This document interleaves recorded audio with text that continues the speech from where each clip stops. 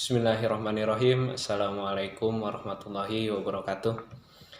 Ya, nama saya Wahid Maulana, NIM 1900764 dari Pendidikan Teknik Mesin. Pada kali ini akan berbicara mengenai demokrasi di Indonesia. Pembuatan video ini dalam rangka pemenuhan tugas mata kuliah Pendidikan Kewarganegaraan oleh Bapak Supriyono. Sebelum membahas lebih jauh, kita perlu mengetahui terlebih dahulu apa demokrasi itu sudah berjalan dengan baik di Indonesia. Demokrasi adalah suatu bentuk pemerintahan publik yang kekuasaannya di pemerintahan yang berasal dari rakyat, oleh rakyat dan untuk rakyat itu sendiri. Baik secara langsung atau melalui perwakilan, demokrasi perwakilan. Istilah ini berasal dari bahasa Yunani yang dibentuk dari kata demos, yaitu rakyat, dan kratos, kekuasaan. Dalam makna Indonesia, demokrasi adalah kekuasaan rakyat, di mana istilah demokrasi diperkenalkan pertama oleh Aristoteles sebagai suatu bentuk pemerintahan. Pelaksanaan demokrasi di Indonesia dari masa ke masa tidaklah sama, mengingat undang-undang dasar yang berlaku pun berganti-ganti. Pergantian undang-undang dasar menyebabkan pergantian sistem pemerintah. Untuk mengetahui bagaimana pelaksanaan demokrasi di Indonesia, mari kita cek sejarah demokrasi di Indonesia. Yang pertama pada periode 1945 sampai 1949. Pada masa periode ini berlaku sistem demokrasi Pancasila dengan kabinet presidensial. Dan pada tahun ini juga pemerintah mengeluarkan maklumat dan mengakibatkan sistem demokrasi diganti dengan demokrasi liberal dengan kabinet parlementer pada tahun 1949 sampai 1950.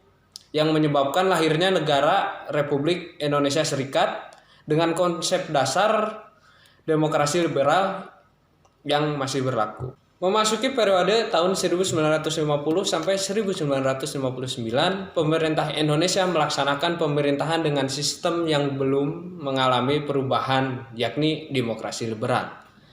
Dengan kabinet parlementer ala Eropa Barat, khususnya Belanda. Selanjutnya di awal tahun 1959 sampai 1966, pemerintah Indonesia melaksanakan demokrasi terpimpin. Akan tetapi karena adanya penafsiran yang salah terhadap demokrasi terpimpin, terjadi berbagai penyimpangan terhadap Undang-Undang 1945. Penyimpangan-penyimpangan antara lain MPRS dan DPR yang tunduk kepada presiden. Pengangkatan presiden seumur hidup, pembelokan politik luar negeri yang bebas aktif ke arah politik yang condong ke komunis. Pada periode 1966, lahirlah Orde Baru yang ingin melaksanakan Pancasila dan Undang-Undang Dasar 1945.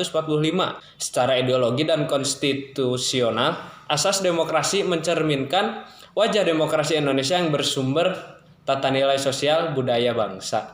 Demokrasi Pancasila bukanlah yang berdasarkan kekuasaan mayoritas. Dalam demokrasi Pancasila tidak ada satupun golongan yang boleh semaunya mempertahankan atau memaksakan pendiriannya sendiri. Dengan demikian tidak ada tempat untuk diktator mayoritas atau tirani mayoritas. Demokrasi Pancasila berbeda dengan demokrasi terpimpin yang mengutamakan pemimpin dalam mengambil keputusan. Memang pada dasarnya demokrasi Pancasila ini bagus, tapi kenyataannya pelaksanaan demokrasi Pancasila ini belumlah berjalan secara baik sebagaimana yang kita rasakan selama ini. Sekian yang dapat saya sampaikan dalam pemenuhan tugas mata kuliah Pendidikan Kewarganegaraan ini.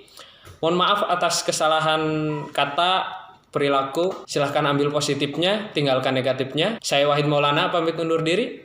Wassalamualaikum warahmatullahi wabarakatuh.